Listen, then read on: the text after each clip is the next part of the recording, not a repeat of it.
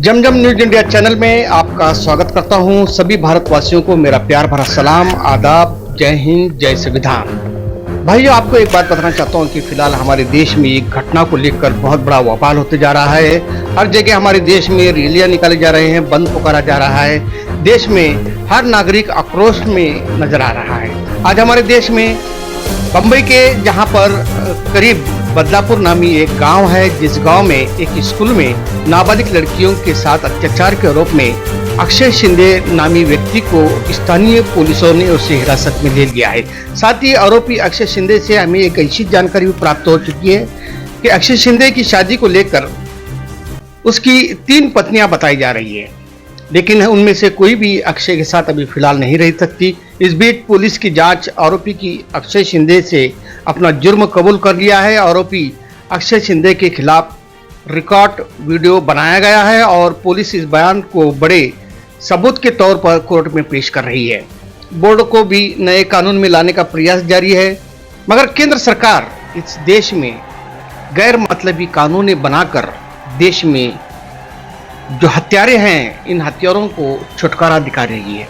आज देख रहे हैं हमारे देश में जिस तरह तलाक के मामले को लेकर नया कानून बनाया गया, NRC, CAA ऐसे कानून बना रही है।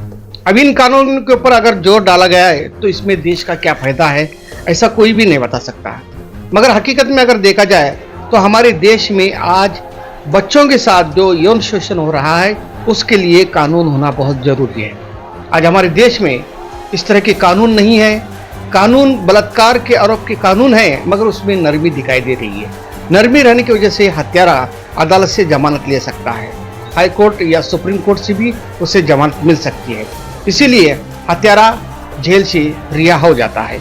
मगर कानून ऐसे नहीं है जिस तरह इस्लामिक कंट्री में जो आज देख रहे हैं, बलात्कार, डकैती, चोर, मारपीट के जो कानून को लेकर इस्लामी कंट्री में आज भी कड़क कानून है।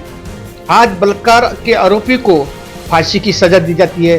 ये इस्लाम में आज भी ये कानून चल रहा है और ये कानून इस्लामी शरीयत के अनुसार उस देश में लागू है।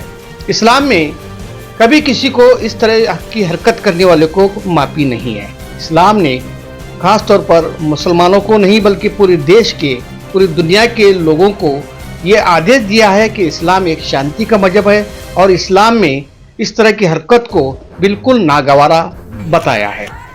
कहने का मतलब यह है कि सरकार जिस तरह के बलात्कार कानून में जो बदलाव लाना चाहती है, ये पिछले 5 साल भी इसका प्रयास हुआ था, मगर सरकार ने इसे बदलने में असफल रही है। आज भी लोगों में ये ऐसी चर्चा का भावना निर्माण हो सकता है कि कुछ दिन पहले महाराष्ट्र नवनिर्माण सेना के अध्यक्ष राज ठाकरे ने भी इस्लामी कानून के ताल्लुक से एक बयानबाजी की थी। उन्होंने कहा था कि केंद्र सरकार इस्लाम में जो कानून बताए गए हैं वो कानून की यहाँ पर बहुत जरूरी है। उन्होंने ये बात कही है, ये बिल्कुल दुरुस्त है। आज भी हमारे देश में इस्लाम के अंदर जो कानून जो बताए गए हैं वो कानून हमारे देश में होना जरूरी है और ऐसे कानून अगर नहीं लाएंगे तो देश में बलात्कार, यौन शोषण के घटना बढ़ते जाएंगे। आज भी हमारे देश में दिन ब दिन ये मामले बढ़ते जा रहे हैं। इसीलिए सरकार को एक विचार करना चाहिए कि CAA कानून, NRC, तलाक के मामले, मुस्लिम वक्फ बोर्ड के मामले को लेकर सरकार न नाचे, जबकि हमारे देश में जो जरूरी है वो जरूरी कानून को देश में पारित करे, ये सब में बेहतर है। आइए हम आपको बताना चाहते हैं कि हमारे जो कंट्री में जो ऐसे मामला जो पेश आते हैं, इस मामले को लेकर बड़ी परेशानी और दिक्कतें आ रही है। हर जगह लड़कियों को बहुत बड़ा खतरा महसूस होते जा रहा है।